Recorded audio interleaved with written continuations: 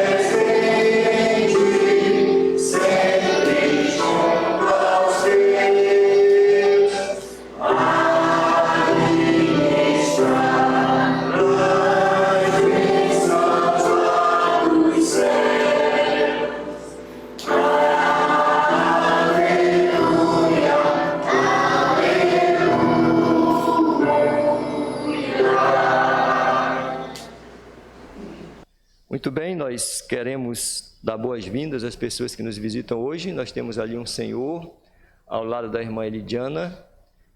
É o seu Alberto. Seja bem-vindo, já nos cumprimentei, já demos as boas-vindas. Sinta-se à vontade e que a palavra do Senhor seja clara a todos nós. Temos aqui as nossas crianças, né, que é sempre uma alegria. E temos ali atrás Jonias, né? Seja bem-vindo com a família. Muito bem, nós temos também as atividades da semana. Nossas atividades, elas começam no domingo, às 17 horas, que é a nossa escola bíblica dominical, e às 18h30 é o culto, que nós estamos realizando agora, isso aos domingos. Às quartas-feiras é o nosso culto de oração, é o momento que nós nos reunimos aqui para estudar a palavra de Deus, orarmos uns pelos outros, quarta-feira às 19 horas. E temos também aos sábados o Ministério ONCE e o Projeto Alfabetizar. O Projeto Alfabetizar um pouco mais cedo, antes do ONCE, às 15 horas, a irmã Edna já está aqui com as suas auxiliares para receber as crianças. O Ministério Alfabetizar é um reforço à alfabetização. É o ministério desta igreja que funciona paralelo ao ONCE.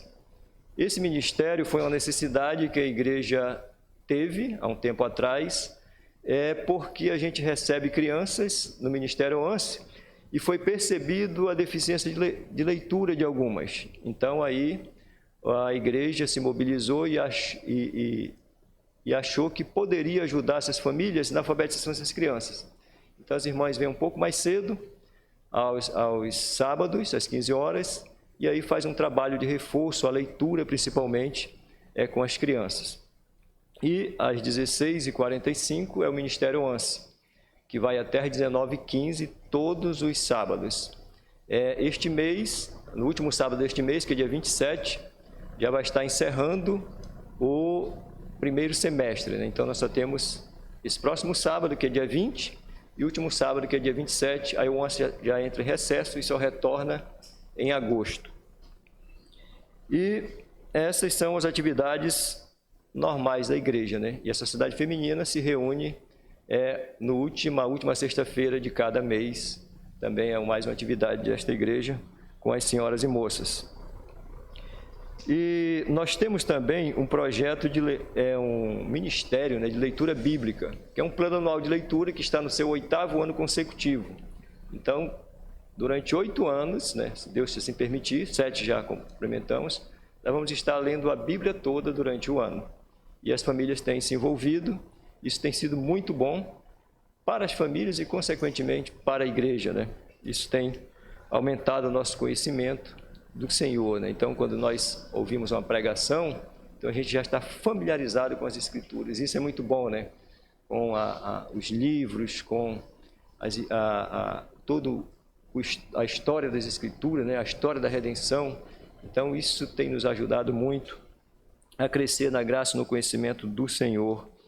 E temos também uma sala de discipulado. Essa sala é uma sala do professor Vanderlei, do irmão Vanderlei, e ele tem dado ali os fundamentos da fé cristã, né? São os princípios dos oráculos de Deus, e o irmão tem trabalhado aí com os novos convertidos, né?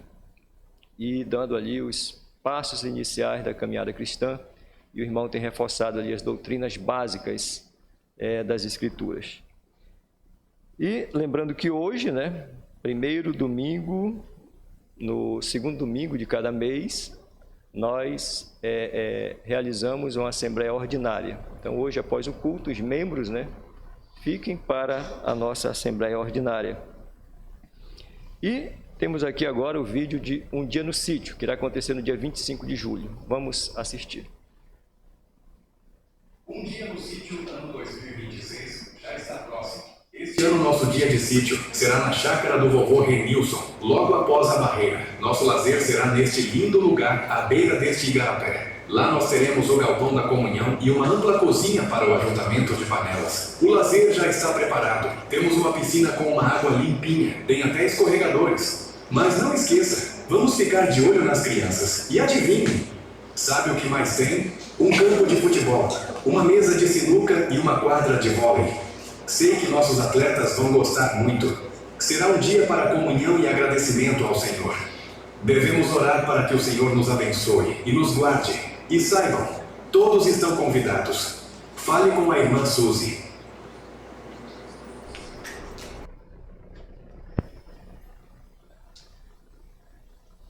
Tem um aviso Um Dia no Sítio aí que é bom a gente reforçar. É uma área ampla e lá tem o igarapé. Então, deve ir criança conosco. Então, nós vamos ter que ter um cuidado especial com crianças, nos organizarmos para cuidar das crianças, né? Para que não haja nenhum incidente. Sabe que nós temos muitas crianças aqui, então, dependendo do número de crianças que for, nós devemos estar organizados para ter esse cuidado especial, criança e lá o igarapé, principalmente. E tem também essa questão aí, ó. Nós precisamos pagar o ônibus e precisamos pagar o espaço lá. E o nosso alvo é R$ 1.500. A gente precisa alcançar esse alvo, então foram distribuídas cotas de R$ 50.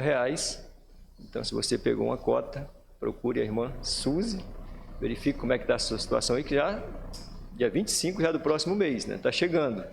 E a gente precisa levantar esses recursos. O irmão Luciano já contactou o ônibus, né? O ônibus já está reservado, o local já está reservado, e aí também vamos já nos organizando, porque lá vai ser ajuntamento de panela, né? E a gente já sabe como é que funciona, isso é uma prática da igreja já há muito tempo, e tem funcionado muito bem, e dessa vez não vai ser diferente. Pega aí o seu peixe para assar, pega o seu frango, o seu churrasco, aquilo que você pode comer, leva, e lá tem churrasqueira, e aí as pessoas, nós vamos assar lá, né? Isso vai dar tudo certo. Nós devemos fazer lá pelo menos 3 refeições, né? Devemos fazer um café na chegada, o almoço e um lanche na saída. Então, nós vamos estar nos programando para isso aí, tá bom? Depois, os maiores detalhes serão dados, né? O horário do ônibus aqui na frente, que você deve levar, isso aí nós já sabemos. E vamos cantar agora mais um hino, que é o nosso segundo hino, Mãos ao Trabalho Crentes, que é o 419 no nosso 407 no Voz de Melodia, 419 no Cantor Cristão.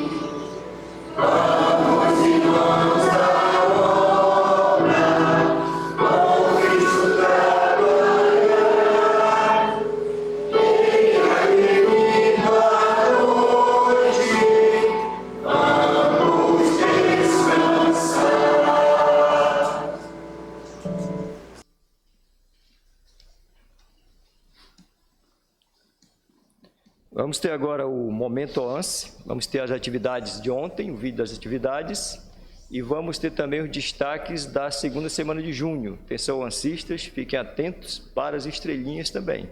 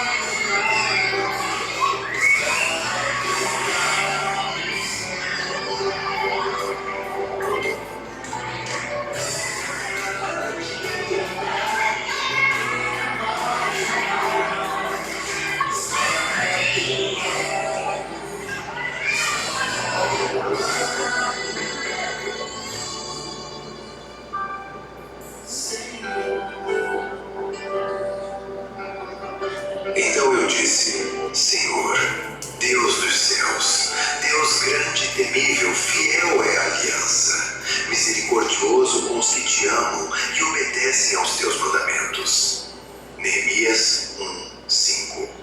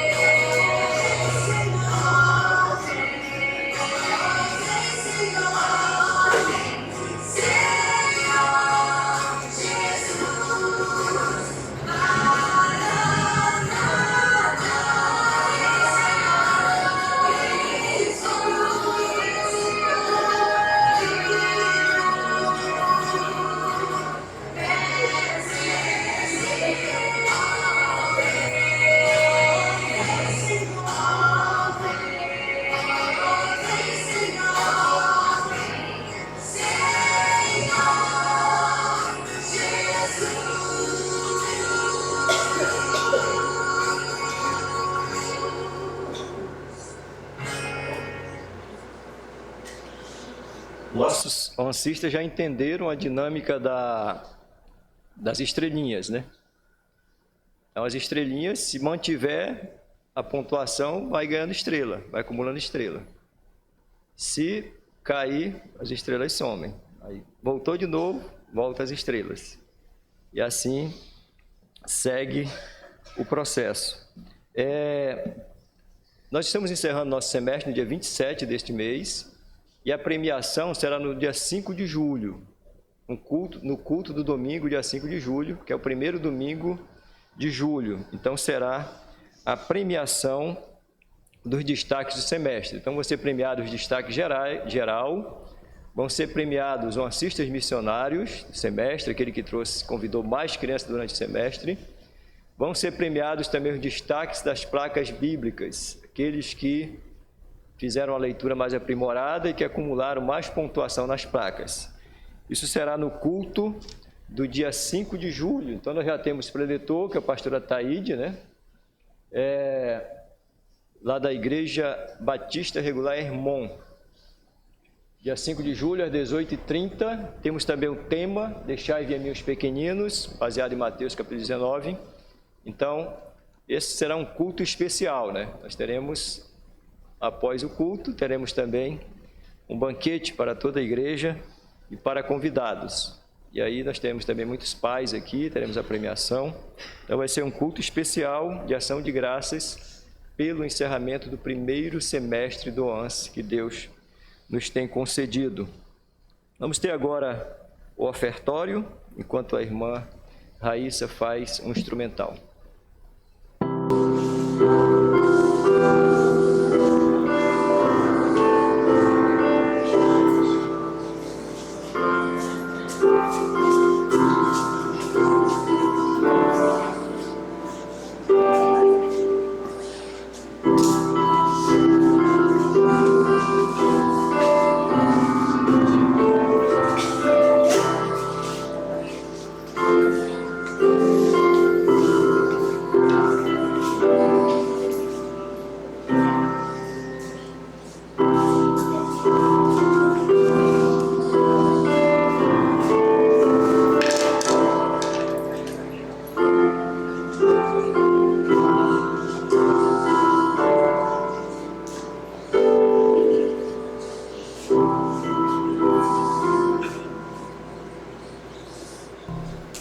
Pai, nossa gratidão, Senhor, pelo privilégio que o Senhor nos concede de participarmos de uma obra tão grande.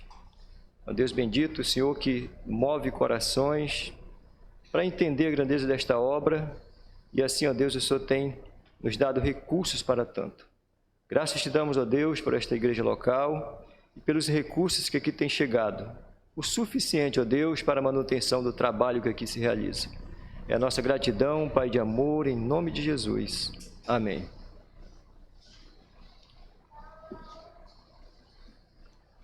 Temos nossos motivos de oração, né? Os irmãos já estão bem familiarizados. Vamos lembrar os nossos irmãos que estão necessitando de nossas orações, principalmente questão de saúde, né?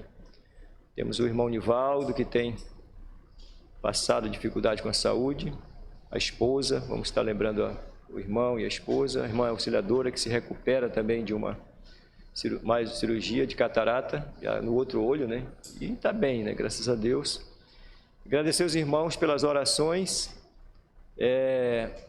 Eu fiz uma cirurgia de hérnia inguinal e, graças a Deus, tenho me recuperado bem. Eu não estou 100% não, mas já está dando para retornar às atividades devagar, né? Como Deus tem permitido, eu sei que isso é resultado das orações dos irmãos. E além das orações, eu quero também agradecer à igreja pelas ofertas que nos foram enviadas. Tá? Nós recebemos uma cesta de frutas e foi muito bom sentir o amor dos irmãos. Isso chegou na minha casa num momento muito oportuno. Obrigado a cada um, obrigado aos irmãos pelo amor. E vamos estar também orando pela liderança da igreja, né? Pastor Sparks e os diáconos, as famílias dos diáconos, os irmãos líderes do Ministério ONCE, né? Boa parte da igreja, nós somos 22 pessoas na liderança do Ministério ONCE, Então, necessitamos das orações dos irmãos para que esse ministério continue firme, né? Hoje eu encontrei o Samuel, a irmã Edna deve lembrar do Samuel. Samuel está maior do que eu. Samuel não passou do faísca. Mas olha só, a irmã Antônia está aqui? A irmã Antônia estava lá, e aí eu reconheci o Samuel e cumprimentei o Samuel. O Samuel ficou me olhando e disse assim: eu não fui mais para o ANS, irmão. Está desse tamanho. Olha a lembrança que ficou, né? Faz muito tempo que ele saiu daqui. Ele estava no faísca. E aí depois ele se mudou aqui das proximidades e saiu, e hoje encontrei com ele. Tá enorme. E ele, olha, quando ele me olhou, ele disse: eu não fui mais pro ANS, irmão. Diga, aparece, seja bem-vindo. Então, se vê, né? Marca a vida dessas crianças, e que nós possamos, que a igreja possa continuar tendo a percepção ajustada sobre esse ministério e aproveitar esse momento oportuno que Deus tem mandado essas crianças aqui. Isso tem sido muito, muito bom para todos nós, para a igreja, para as famílias dessas crianças, né? Para todos nós tem sido muito bom esse ministério. Vamos orar por esse ministério e pelos demais ministérios da igreja. Oremos uns pelos outros. Precisamos das orações dos outros. Paulo era um homem poderoso na palavra, um homem de plena intimidade com Deus, e ele pede oração. Irmãos, orai por mim. Eu rogo que orem por mim. Então, é para ver a importância da oração, como o próprio Senhor Jesus Cristo ensinou, né? Orar. Jesus Cristo era um homem de oração. Então, a gente precisa orar uns pelos outros. Vamos fazer a leitura bíblica, falando em Paulo, né? Carta de Paulo aos Efésios, capítulo 3.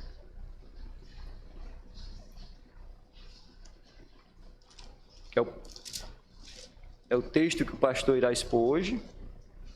Efésios capítulo 3, versos 14 a 21. Eu farei a leitura e os irmãos poderão acompanhar as suas Bíblias. A minha versão é a mesma versão que está aqui nos slides. É a versão revista e atualizada.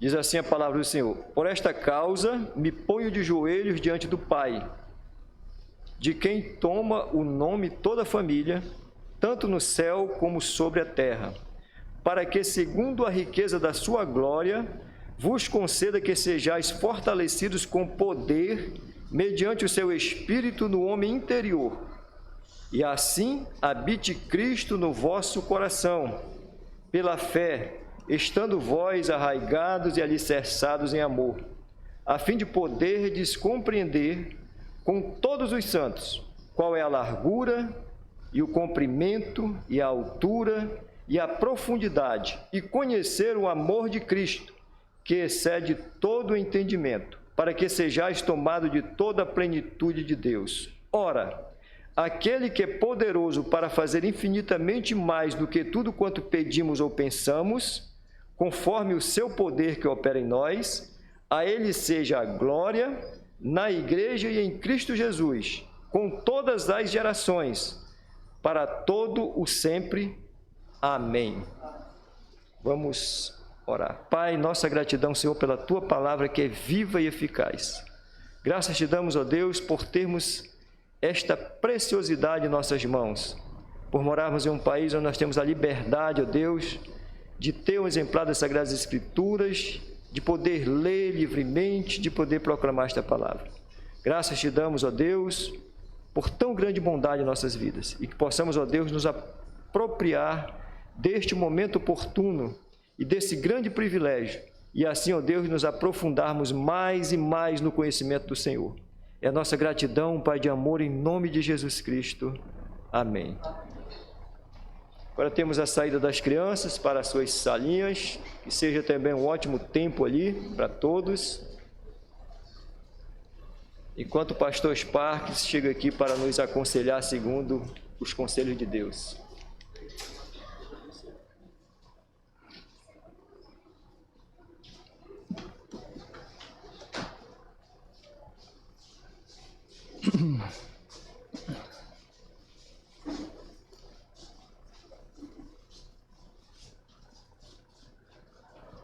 Boa noite, irmãos. O versículo de número 14, ele é o motivo dessa exposição. Verso 14 diz assim: por causa disso, me ponho de joelho perante o Pai de nosso Senhor Jesus Cristo. Senhor Deus, nós colocamos diante de Ti a nossa súplica nesse momento, Senhor. Deus amado, nós nos reunimos para ouvir a Tua palavra, porque o Senhor Deus tão bondosamente nos tem agraciado, ó Deus, com perfeita saúde e, sobretudo, com liberdade, Senhor, para nos reunirmos e juntos, ó Deus, Te glorificar e Te exaltar e bendizer a Ti. Agora, Pai, ouve a nossa súplica. Queremos ouvir, Senhor Deus, o ensino que está na Tua palavra, seguir pelo conselho da verdade, Senhor.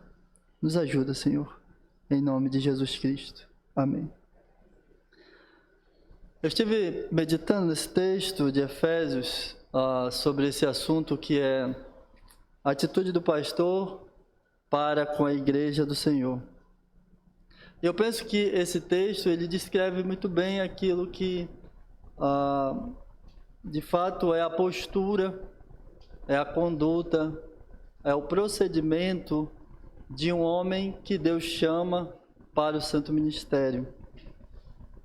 E aqui o apóstolo Paulo nos mostra bem isso nas linhas que estão descritas deste texto, porque Deus o chamou para que ele pudesse cuidar do rebanho de Deus. Deus confiou a ele as suas ovelhas para que ele cuidasse. Então, irmãos, para que trabalha um pastor? Qual é a missão desse pastor? Qual é o objetivo dele final? Qual é a intenção quando nós pensamos na figura do pastor e do trabalho que ele realiza? Qual é a intenção dele? O que ocorre no seu coração em relação aos irmãos e a obra que Deus confiou nas suas mãos? O que ele procura? Para que ele se esforça? Para que ele trabalha? São perguntas que obrigado, Guilherme, que eu me fiz e que, olhando para esse texto, eu consigo ver, dentre os muitos motivos, dentre os propósitos para os quais o pastor foi chamado, aqui nós vemos um deles. E esse assunto, irmãos, torna-se cada dia mais relevante ao passo que nós notamos um avanço expressivo da apostasia em nossos dias. A igreja do Senhor não pode ficar desapercebida do momento da sua história.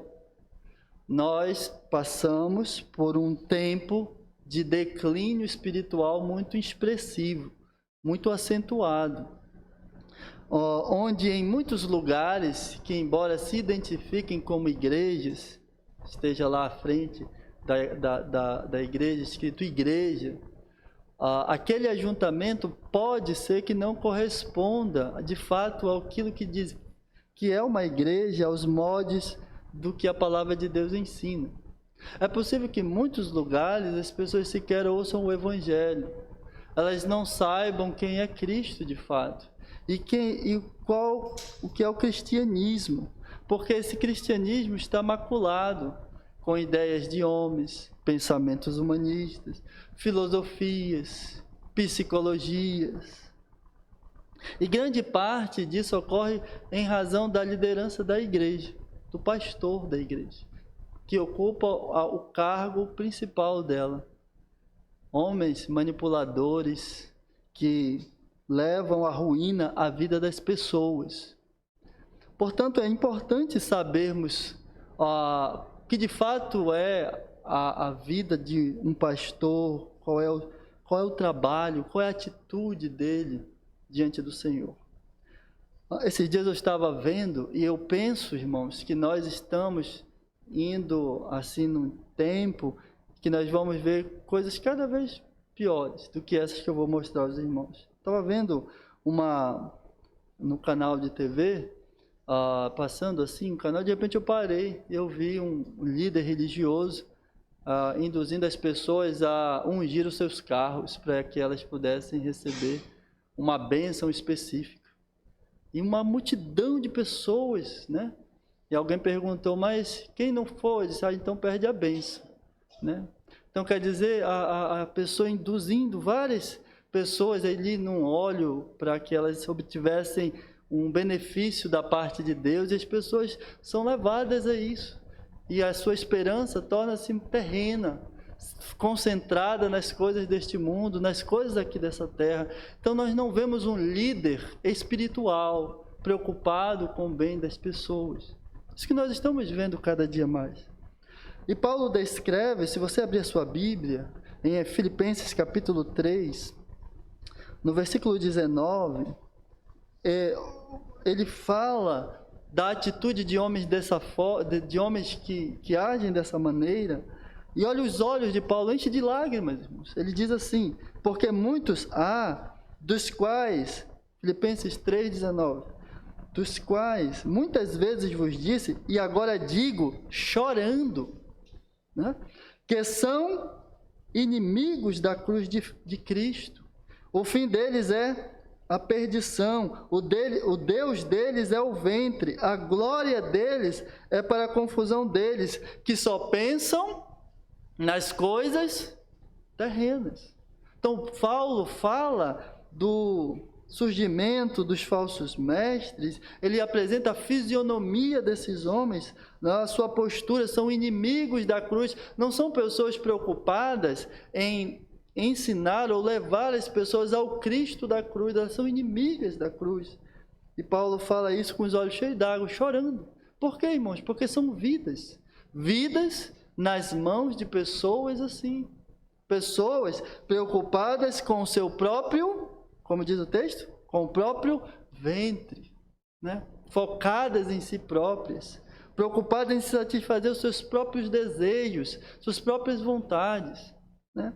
Então, nessa carta aqui mesmo, ainda nessa carta, abre a sua Bíblia em Filipenses 3, no verso 2, Paulo usa uma ilustração para caracterizar, para que a gente verifique bem a imagem dos falsos mestres. Olha o que ele diz, guardai-vos dos cães, guardai-vos dos maus obreiros, guardai-vos da circuncisão. Eles chamam esses homens, eles os descrevem de cães para apresentar o seu caráter pecaminoso, a sua corrupção. Ele alerta a igreja, olha, guardem-se desses homens, protejam as vossas vidas de pessoas que agem dessa maneira. Eles são cães.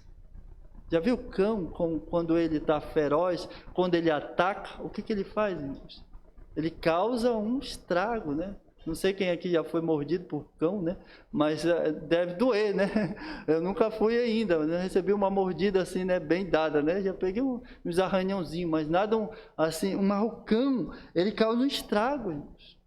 E Jesus Cristo falando aqui, não exatamente dos falsos mestres, em Mateus 7, verso 6, mas da postura das pessoas que rejeitam o Evangelho, ele fala que elas são igual, ele utiliza a mesma ilustração. Olha o que ele diz, em Mateus 7, 6, não deis aos cães as coisas santas. As coisas santas aqui é a palavra de Deus, ou diz respeito ao conhecimento das riquezas do Senhor, da sua palavra.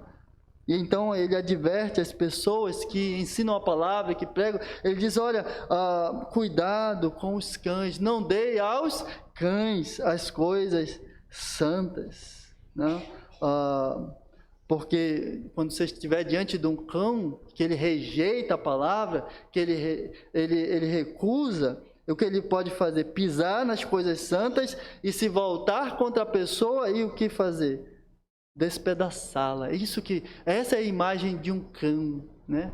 Desprezo, ruína, desfaz tudo, né? Ainda que Jesus Cristo não esteja falando propriamente aqui dos falsos mestres, mas ele utiliza a mesma ilustração para apresentar a fisionomia daqueles que desprezam a palavra de Deus. Eles são como cães. Agora em Mateus 7, versículo 15, Agora sim, ele fala dos falsos mestres e ele dá outra fisionomia a eles. Veja como ele os chama. Mateus 7,15, ele diz: acautelai-vos. Olha, sempre a postura, o ensino com respeito ao perigo é cuidado, guardem-se, acautelai-vos. Ele diz: acautelai-vos, porém, dos falsos profetas, que vêm a vós vestidos como ovelhas. Mas como eles são? Lobos vorazes, né? Abra sua Bíblia, vá acompanhando aí esse pensamento, Atos capítulo 20. Atos 20, aqui o apóstolo Paulo está se despedindo da igreja, e ele sabe do perigo que rodeia a igreja e que poderá em algum momento adentrar ao meio dela. Olha o que ele diz aí no versículo 29 de Atos, capítulo 20. Ele diz assim aos líderes da igreja, aquilo que ele sabe que em breve vai acontecer. Ele diz: porque eu sei disto, que depois da minha partida entrarão no meio de vós lobos cruéis, que não perdoarão o rebanho. Lobos, e ele diz a característica cruéis. Viu? É pessoa que não tem piedade, não tem misericórdia, cruel mesmo, né? Então, irmãos, imagine se no tempo de Paulo havia essa grande preocupação com os líderes que poderiam surgir e levar à perdição muitas pessoas. Imagine em nossos dias. Essa preocupação deve estar muito mais aumentada em nossos dias. Tamanha, né, era a preocupação deles. Jesus Cristo certa vez diz assim: se um cego guiar outro cego, o que acontece? Ambos cairão na cova. Então, observe, considerem o alerta do Senhor. Então, a importância de compreendermos a atitude do pastor para com a igreja do Senhor é tão somente para sabermos diferenciar o trabalho daqueles que fazem algo de relevante para a vida espiritual das pessoas. Aqueles que de fato irão cuidar do rebanho de Deus nos moldes como Deus apresenta, que não irão comprometer a vida das pessoas. Felizmente, esta é uma realidade dos nossos dias. Muitos pastores, e aí eu, igualmente o apóstolo Paulo, falo chorando, porque vejo pessoas abandonando a essência do Evangelho e seguindo nesse caminho da apostasia, afastando-se daquilo que é simples, da simplicidade das coisas de Deus. Não, o Evangelho é simples. O pastor Amarido sempre ele ilustra, quando ele fala sobre esse assunto, esse pensamento da seguinte forma: ele se vê como alguém indo na contramão do que ele vê que as pessoas fazem. E indo na contramão, o que ele faz? Um esforço maior. Quando você vai na contramão da correnteza de um rio, você faz um esforço grande, né? Você fica cansado. E essa é a ideia, ele se vê indo sozinho, empregando um esforço cada vez maior. Com que intenção? Com a intenção de preservar a igreja de Deus nos caminhos do Senhor. Esse é o esforço que eu observo que os pastores sérios irão fazer nos nossos dias. Os pastores que Deus chamou, a atitude deles preservar nos caminhos de Deus o rebanho do Senhor. Então, que lição podemos extrair desse texto? Que nos mostra aqui a atitude do pastor. Primeira delas, né? A primeira lição aqui em Efésios, capítulo 3, né? Voltando aqui. O pastor luta em oração pela vida ou pelo bem espiritual dos irmãos. Esta é a primeira lição que notamos aí, né? Bem clara, dos versículos 14 e 15. Por esta causa me ponho de joelho perante o Pai de nosso Senhor Jesus Cristo, do qual toda a família nos céus e na terra toma o nome. Como Paulo, qual é a atitude de Paulo aqui? Qual é a postura, qual é o comportamento dele com respeito ao rebanho de Deus. Ele se coloca de joelhos, em oração. Oração, ou seja, com que desejo ele faz isso? Com o desejo do bem espiritual dos irmãos, do fortalecimento da igreja. E esta aqui, irmãos, não é a primeira vez que Paulo ora pela igreja.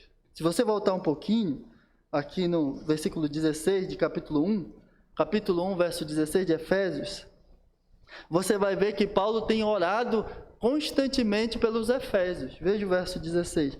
Não cesso. O que é isso? Eu não paro. É constante essa oração. Não cesso de dar graças a Deus por vós, lembrando-me de vós das minhas orações. Essa era a postura de Paulo.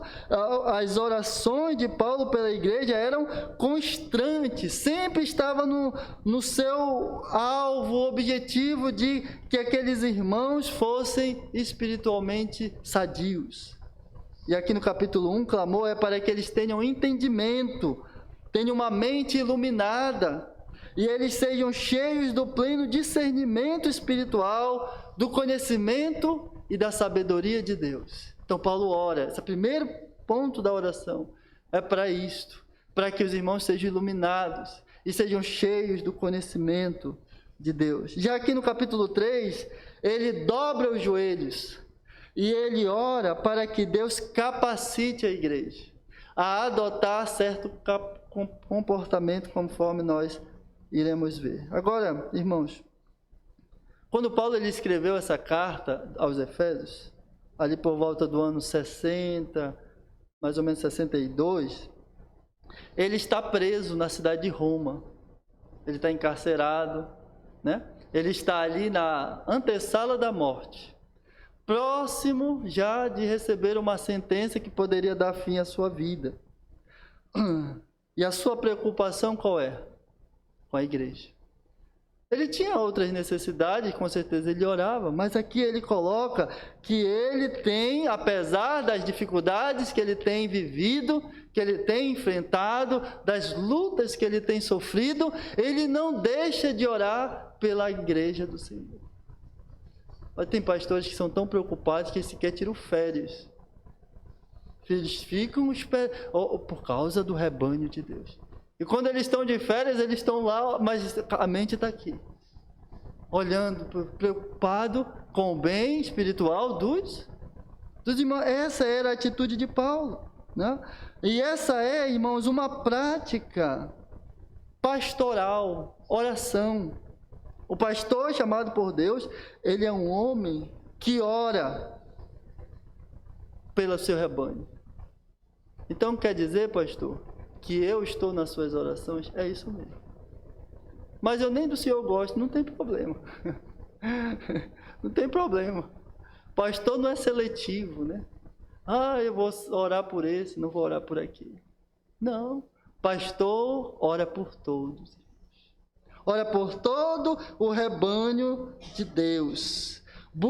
Pedindo ao Senhor, Deus, enche do teu conhecimento, da tua sabedoria, capacita os meus irmãos. É isso que ele ora. E assim como está aqui colocado, ele ora por toda a igreja de Éfeso. Assim é a vida do pastor. Ele se lembra que alguém está enfrentando alguma dificuldade. O que o pastor vai fazer? Vai orar. Ele lembra que alguém está abatido. O que ele vai fazer? Ele vai orar. E se ele fala com você, ele está orando por você. Como você está? É porque naquele momento ele estava orando pela sua vida. Essa é a atitude do pastor. De modo que a vida pastoral é de constante oração. Se você for ver, no início da igreja, quando ela nasce, lá nos primeiros passos da igreja, lá em Atos, abra sua Bíblia em Atos, capítulo 6, você vai notar que essa é a postura que acompanha o pastor durante todo o seu ministério. Em Atos capítulo 6, versículo 3, eu vou ler do 3 em diante, diz assim: houve aqui só contextualizando os irmãos, houve aqui, depois que a igreja nasce, houve outras demandas, outras necessidades, e que os apóstolos, eles orientam a igreja de Deus a escolher pessoas que possam dar conta dessas necessidades, para que eles não se afastem daquilo para o qual foram chamados. Olha o que ele diz no verso 3. Escolhei, pois, irmãos, dentre vós 7 varões de boa reputação, cheios do Espírito Santo e de sabedoria, os quais constituamos sobre este importante negócio. Mas nós perseveraremos na oração e no ministério da palavra. Então, observem bem, irmãos, que essa é a postura que acompanha o pastor durante todo o tempo do seu ministério. É a prática da oração e a dedicação ao ensino da palavra. Ele agindo dessa maneira, ele não está focado em si próprio. Ele está focado nos outros. Seu serviço é pelo zelo das pessoas, zelo pela vida espiritual do rebanho. E aí eu pergunto, você já se deu conta disso? Do trabalho que o pastor presta para o benefício espiritual? Em Colossenses capítulo 4, versículo 12, nós temos a atitude do pastor dessa igreja de Colossos. Não é diferente da postura do que é um pastor. Veja aí a Colossenses 4, verso 12. Sauda-vos, Epáfras, pastor da igreja de Colossos, que é dos vossos, servo de Cristo. Qualidade essencial para o ministério. Ele precisa ser um servo. Antes de qualquer coisa, um servo ou um escravo, essa é a ideia, um escravo de Jesus Cristo, comprometido com aquilo que Deus deseja que ele faça. Servo de Jesus Cristo, combatendo sempre por vós, de que modo? Em orações, para que vos conserveis firmes, perfeitos e consumados em toda a vontade de Deus. Era assim que o pastor de Epáfras, da igreja de Colossos, ele lutava pela igreja. Lutava em oração com o objetivo de que aqueles irmãos se preservassem firmes, constantes, perfeitos e consumados. A ideia aqui de consumados é plenos, completos, sem nenhuma falta do conhecimento da vontade de Deus. Ele quer atingir esse alvo e ele faz orações para que isso seja possível. Senhor, que os meus irmãos sejam plenos, perfeitos do conhecimento da verdade de Deus, totalmente, inteiramente plenos de toda a vontade do Senhor. E essa é a atitude do pastor de ovelhas. E o que está inserido nesta oração aqui do apóstolo Paulo? Voltando aqui ao nosso texto de Efésios. Qual é o conteúdo desta oração? Para que ele pede? O que ele pede em favor dessa igreja de Deus? A partir do verso 16, nós vemos isso. Ele diz assim: para que, segundo as riquezas da sua glória, vos conceda que sejais corroborados com poder pelo seu Espírito no homem interior. Então, este é o conteúdo da oração do pastor. Ele ora para que Deus conceda, segundo a sua glória, seja corroborado, revestidos, fortalecidos com poder pelo Espírito no homem interior. Então ele está orando pelo fortalecimento espiritual da igreja, dos irmãos. Então ele cuida dessa área, é a área que ele faz, tem outras áreas na igreja, tem outras demandas? Tem, mas ele não não tem tanta preocupação com isso. A preocupação dele é que os irmãos sejam fortalecidos espiritualmente. E a forma como ele age, a atitude que ele tem para que isso seja possível, é que ele se dobra diante de Deus. Essa é uma das formas que ele faz. Ele se dobra os seus joelhos diante de Deus. No verso 14 diz assim, por esta causa. Essa expressão aí, por esta causa, indica por qual motivo ele se dobra, por qual motivo ele se ajoelha. Por esta causa. Que causa? Por tudo aquilo que ele falou anteriormente. O que ele falou anteriormente a respeito da vida dos efésios? Lá em Éfeso, eles adoravam Diana, eles eram idólatras, eles eram um povo que não conhecia Deus, era um povo alheio às coisas do Senhor. Eles estavam, no capítulo 2, verso 1, e vos vivificou estando vós mortos. Eles estavam separados de Deus, sem esperança e sem Deus no mundo. Essa era a realidade deles, mas o Senhor os salvou por sua bondade e misericórdia. Agora, por causa disso, por causa da obra que Cristo fez em favor deles, os resgatando, os salvando, por causa disto, porque ele vê pessoas que foram salvas por Deus. Por este motivo, eu me ponho de joelho para orar, para que vocês sejam fortalecidos espiritualmente. Esse é o motivo. Por esta causa, por causa da obra grandiosa de Deus. Ele diz no verso 15, do qual toda a família nos céus e na terra toma o nome. Já tem uma parte da família de Deus no céu, mas a outra está onde? Está aqui na terra. E ele então ora em favor dessa parte que está aqui. Que o Pai, o que ele pede, o que Paulo pede ao Pai. Interessante essa forma de Paulo se reportar a Deus, Pai. Quando a gente pede algo do nosso Pai, a gente não tem vergonha de chamar de Pai, né? Nosso Pai, Deus é nosso Pai. E aqui o apóstolo Paulo, ele se reporta a Deus como Pai. E o que ele pede ao Pai é que o Espírito revista a igreja com poder no homem interior. De que homem interior está falando? Veja o capítulo 2, verso 15, aí na sua Bíblia de Efésios. Na sua carne desfez a inimizade, isto é, a lei dos mandamentos, que consistia em ordenanças, para criar em si mesmo, dos dois, um novo homem, fazendo a paz. Esse é o ser espiritual, é esse novo homem criado em Cristo. É por este que Paulo ora, para que ele seja revestido do poder do Espírito, seja fortalecido no Espírito de Deus. Irmãos, nós sabemos em que momento o Senhor Deus nos concebeu o seu Espírito.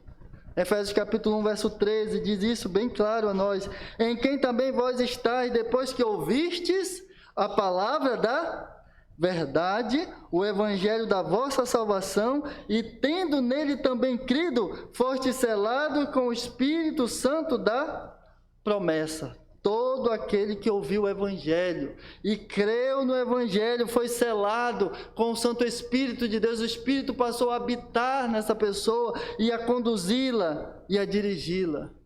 Agora Paulo se volta para essas pessoas e ele ora para que estes que têm o Espírito de Deus, estes que foram criados, regenerados de novo no Senhor, eles sejam fortalecidos no poder do Espírito. Aqui é algo bem interessante a nós.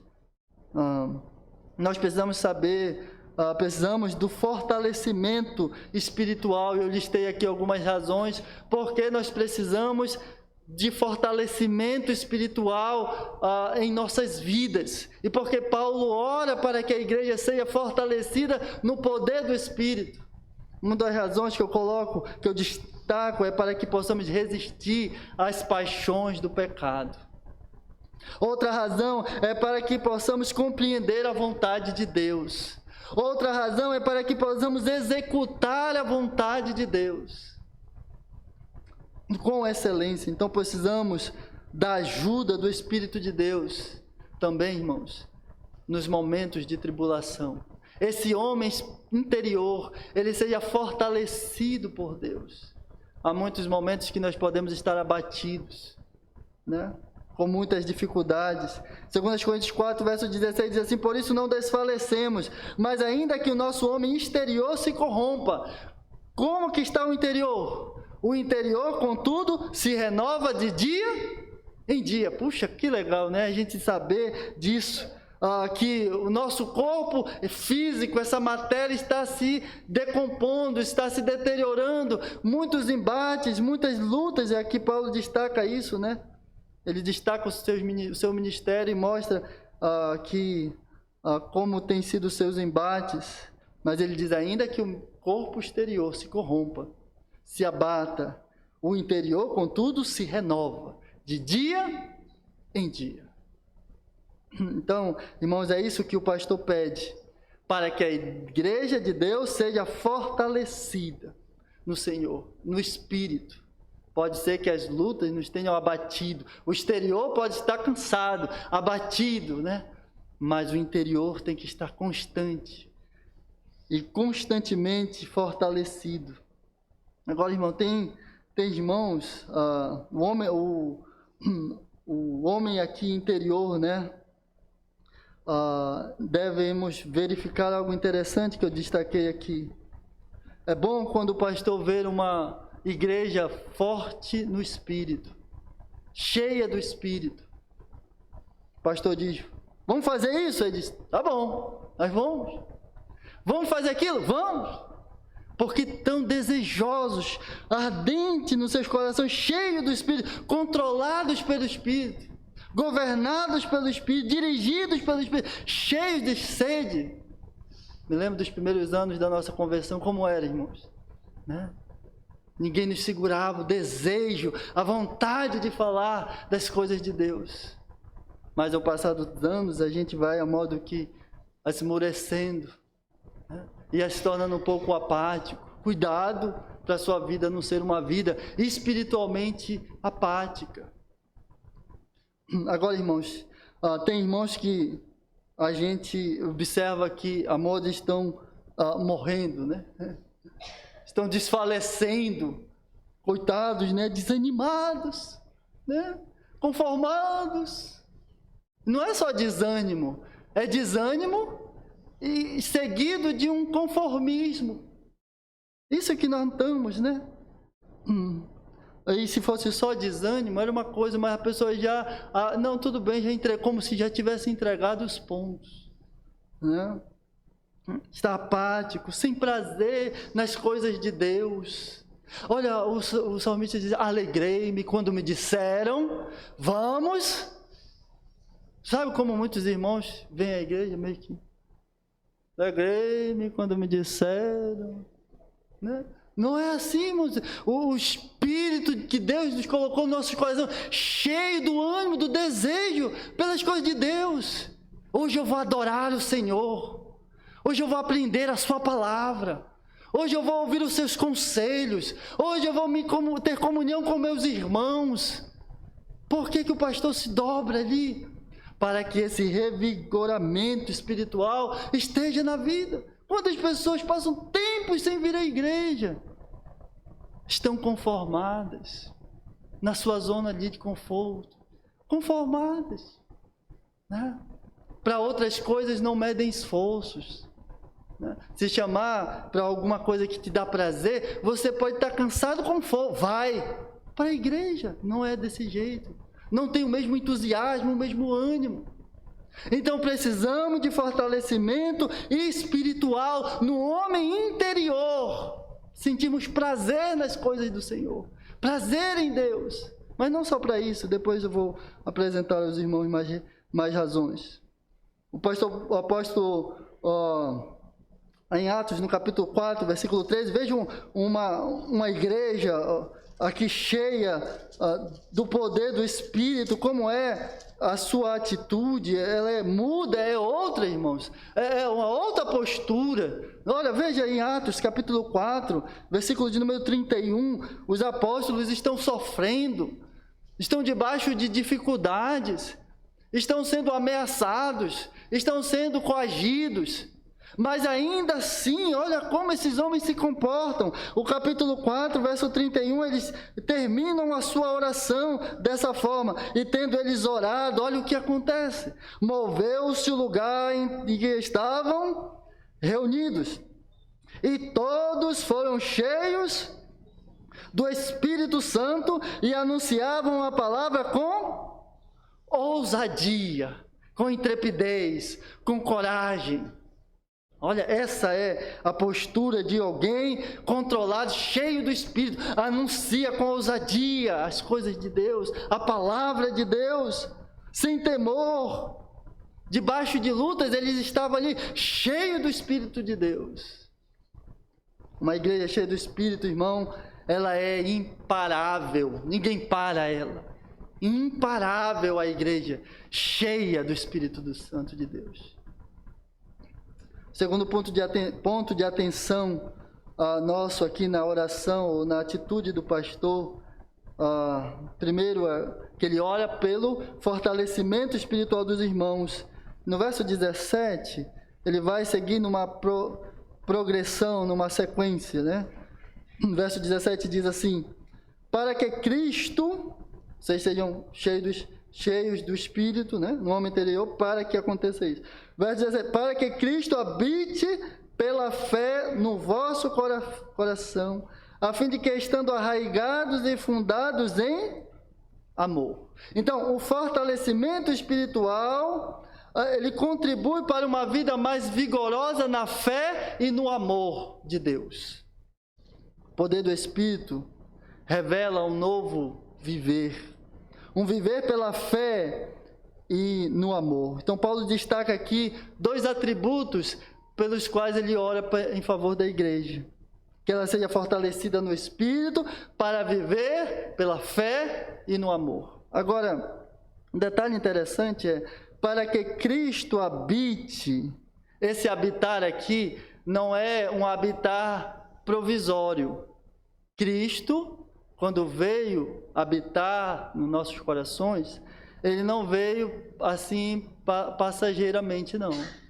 Ele veio ficar para sempre, fixar morada. Isso é a ideia do termo habitar, estar ali presente, sendo o dono, o proprietário dessa vida. Jesus Cristo, quando veio para nossas vidas, ele veio ser o dono de nós. O dono das nossas vidas, o dono do nosso viver, o dono dos nossos pensamentos. Ele é o proprietário dessa casa. Isto é que é o Senhor. Ele é o Senhor, o meu dono, o meu proprietário. Ele habita permanente na minha vida. Então, irmão, Jesus Cristo não veio passar uma temporada, não é um viajante que está provisoriamente na nossa vida. Não, ele está ali constantemente. E quando nós vivemos em Cristo, vivemos pela fé e no amor de Cristo.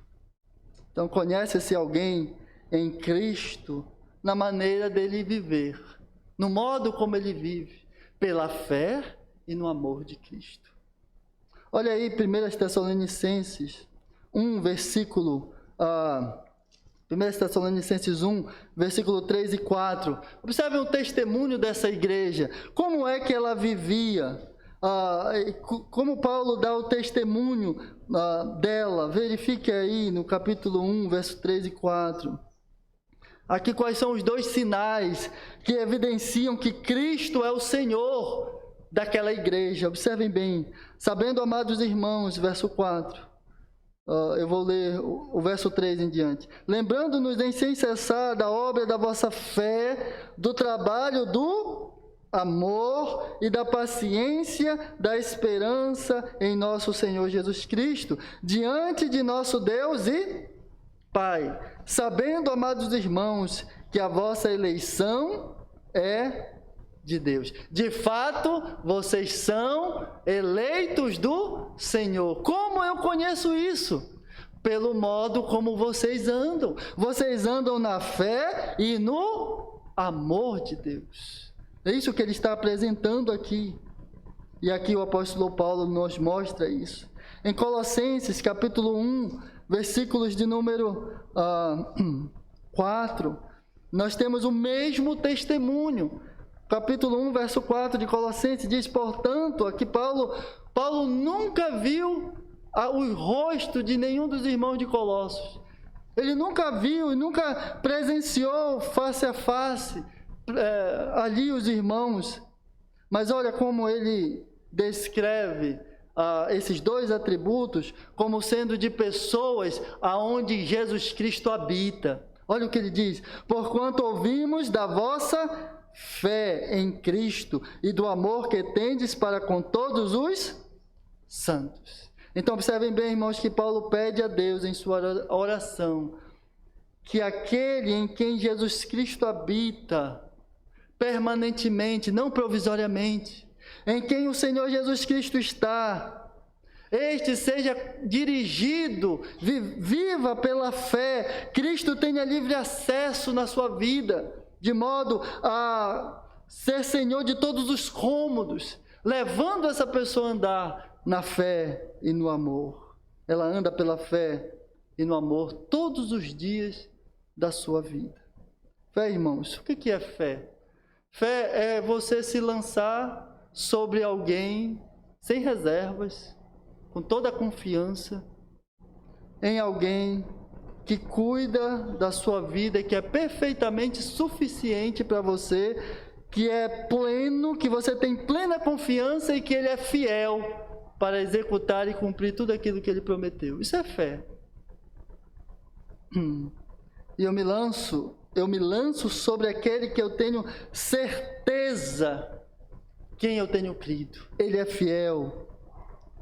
Quando Deus prometeu a Abraão um filho, vocês lembram o que Deus falou a Abraão? Abraão, tu terás um filho. Deus falou a Abraão. E os anos se passaram, Abraão ficou velho, ficou de idade, mas ainda assim, apesar de sua idade, a Bíblia diz que ele creu contra a esperança, porque ele confiava naquele que havia feito a promessa. Isso é uma descrição de fé. Alguém que deposita a sua vida inteiramente a Cristo. E aqui no caso, Paulo ora mostrando que sobre aqueles que o Senhor Deus habita, observem bem, eles andam na fé e no amor, a sua vida está entregue completamente ao Senhor. E também aqui diz, no caso, no amor, e aqui essas duas expressões, volte aqui rapidinho para o texto de Efésios 3, já chegando aqui ao final do nosso estudo, no verso de número 17, na parte B diz, a fim de, estando arraigados e fundados em amor. São dois pontos aqui, né? São dois termos diferentes aqui. Um termo relacionado vamos dizer, a botânica, a biologia, né? No caso aqui, arraigados, de respeito às árvores, né? Plantadas, fundadas. E edificado de respeito ao alicerce de uma construção. Então Paulo ora a Deus para que os irmãos sejam fortalecidos na fé e no amor. Essas duas expressões indicam isso, né? Arraigados e fundados em amor. Agora veja uma coisa, a parte mais importante de uma construção, de uma edificação, é o alicerce. Se esse alicerce for mal construído, o que tende a acontecer com essa construção? Corroer e cair. A parte mais importante de uma árvore é a sua raiz. Ela que sustenta essa árvore para que ela se mantenha de pé. Assim somos nós no Senhor, no amor de Cristo. Esse deve ser o nosso alicerce, o seu amor. O povo de Deus anda no amor de Deus. Se as nossas raízes estão fundadas no amor de Cristo, irmãos, se nossas vidas estão fundadas no amor de Cristo, nenhum vendaval, nenhuma tempestade será capaz de nos abater, de nos derrubar, de nos embaraçar, porque nós estamos firmes no amor de Cristo. Nada poderá nos abalar. Em 1 Pedro 1, verso 8, tem uma frase que eu gosto bastante. O apóstolo Pedro, instruindo a igreja, ele diz assim, uma frase bonita. Ele diz, ao qual não havendo visto, o amais. Diz, olha, vocês nunca viram Jesus Cristo, mas vocês amam. Quem de nós viu Cristo, irmãos? Nenhum de nós pessoalmente, fisicamente, mas o texto, Pedro diz, o qual vocês nunca viram, mas vocês amam. E qual é a prova disso? O amor que eu vejo na vida de vocês. Vem as lutas, vem as tempestades, essa ave até dá uma balançada, né? A construção dá até uma chacoalhada, porém ela não cai. Porque está fundada no amor de Cristo, um amor intenso por Senhor. Então Paulo ora para que a igreja não se mova, nem da fé e nem do amor que ela tem em Cristo. Não se mova disso. E aí na sequência a oração, no versículo 18, né? Não é apenas para que os irmãos se firmem no amor e na fé, mas no verso 18 diz assim, poderdes perfeitamente compreender com todos os santos, qual seja a largura e o comprimento e a profundidade, e conhecer o amor de Cristo, que excede todo o entendimento, para que sejais cheio de toda a plenitude de Deus. Paulo está concluindo a sua oração. Ele está concluindo, e as duas coisas que ele pede aqui a mais à igreja, que eles compreendam e que eles conheçam o amor no qual eles criaram raízes, no amor no qual eles estão fundados, o amor de Cristo. E isto resulte em uma vida cheia ou plena de Deus. Então é até aqui que vai a oração de Paulo. É isso que ele pede. Essa é a atitude do pastor em relação à igreja. Ele ora para que na igreja haja essas coisas. E aí no verso 21, 20, o que Paulo sabe que Deus pode fazer? Pode atender a oração, como também pode prover muito mais daquilo que ele pede. Olha o verso 20.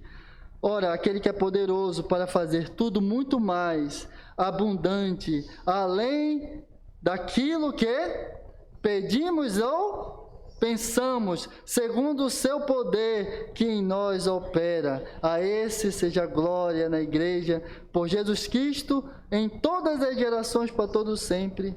Amém. Então ele sabe que esta oração pode ser respondida da forma que ele tem colocado, mas que Deus pode abençoar a igreja muito mais, com coisas muito maiores do que ele tem pedido. Agora Paulo descreve o amor de Deus por nós. Nós precisamos do auxílio, do fortalecimento espiritual do Espírito de Deus para compreender e também conhecer o amor de Cristo por nós. E aqui ele apresenta as dimensões, né? Largura, comprimento, altura, profundidade.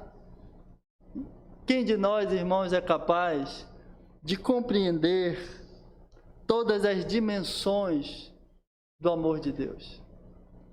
Quando João foi falar do amor de Deus, em João 3,16, que vocês conhecem bem, ele disse assim: porque Deus amou o mundo de tal maneira, de uma forma que não se pode mensurar, de tal maneira.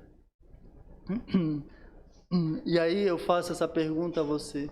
Você já se perguntou por que Deus te amou? Quando a gente faz essa pergunta, a gente procura entender as dimensões do amor de Deus. é possível chegar ao completo entendimento por que Deus nos amou. O que nós tínhamos, né, de importante para que Deus se comovesse por nós? Por que Ele nos escolheu e não escolheu outro? Por que Ele nos chamou a nós e não chamou outro? Porque Ele teve amor por nós, um amor inatingível, inalcançável. Ninguém jamais amou ou amará como Deus ama. O amor de Deus está acima de qualquer expressão de amor. Agora é importante saber por que Deus se importa com pessoas como nós, pecadores, miseráveis. Jó faz essa pergunta, na verdade. Ele diz assim: que é o homem para que tanto o estimes, e sobre ele ponha o teu coração. Quem somos nós? Quem somos nós para que Deus se movesse em favor da gente? Mas graças a Deus que Ele assim o fez. Deus, amados, não falta, eu até falei hoje na EBD, não falta nada nele, Ele é completo. Ainda assim, Ele mostrou o seu amor na pessoa de Cristo por nós. Esse é o aspecto do amor e que Paulo quer que nós procuremos, avancemos na busca de compreender mais sobre este amor tão grande que foi expressado por nós. Mas Ele quer também que nós conheçamos, e a ideia aqui é que nós vejamos como Deus nos tem alcançado, o seu amor tem nos alcançado todos os dias. E aí, irmãos, quantas maravilhas Deus tem feito por nós, que prova o seu amor para conosco. Querem ver uma delas? Você acabou de acordar hoje e você está sentado aqui. O que é isso? O amor de Deus. O amor de Deus. Quantos males Deus nos guarda, quantos problemas, quantos livramentos nós tivemos que sequer nós vimos. É o amor de Deus. E que possamos conhecer gradualmente aquilo que Deus faz por nós, como Deus age em nosso favor. Então, irmãos, tudo isso, irmãos, o fortalecimento espiritual que resulte numa vida de entrega a Deus, de fé, onde Cristo habita em nós, onde nós somos fundados em seu amor, arraigados em seu amor, onde nós estamos numa busca contínua de compreender e de conhecer o quanto Ele tem feito por nós. Os itens da oração do apóstolo Paulo, do bom pastor por uma igreja. Ele não pede dinheiro, ele não pede bênção material, ele pede para que essas pessoas mais e mais se fortaleçam em Deus. Essa é a atitude do pastor. Na busca, é por isso que ele atua, para isso que ele age. E uma das formas que ele encontra para alcançar esse objetivo é se colocando de joelho diante de Deus, para que a igreja do Senhor ande dessa maneira. Os irmãos sejam cheios do próprio Deus. Que Deus preencha e ocupe o espaço em todas as dimensões no seu coração e faça com que a sua vida seja cada dia mais parecida à do Filho dele. Para isso, o pastor trabalha. Para isso, ele foi chamado. Senhor, obrigado por tua palavra que está diante de nós. Rogamos, ó Deus, que ela venha de encontro às nossas necessidades, Senhor, para nos fazer perceber, ó Deus, aqueles que o Senhor Deus tem colocado para cuidar da nossa vida, Senhor, para nos conduzir em Ti, Senhor. Ó Deus, vivemos tempos difíceis, tempos de crise, Senhor. Rogamos a Ti, ó Pai, que nos faça, ó Deus, estar em constante atitude de alerta, ó Deus, para notarmos aqueles amados Teus, Senhor, que o Senhor Deus chama, ainda que sejam poucos, mas que eles, ó Deus, têm colocado, o Senhor Deus tem colocado, ó Deus, na frente da tua obra, com a intenção, ó Deus, de que esses irmãos, de que a tua igreja mais e mais se fortaleça em ti, Senhor. Ó Deus, nos guarda, guarda os nossos irmãos aqui da igreja, todos eles, ó Deus, fortalece-os, enche-os, ó Deus, da tua fé, do teu amor, Senhor Deus. Faz-os, ó Deus, estarem fortalecidos em ti cada dia mais, ó Deus, compreenderem mais e mais o quanto o Senhor Deus os ama. Ó, meu Senhor, os abençoa. Mesmo aqueles irmãos que não puderam estar conosco aqui hoje, essa noite, para ouvir este ensino, Senhor Deus, os alcance e os abençoe também da mesma forma, eu te peço. Em nome de Jesus. Amém, Senhor.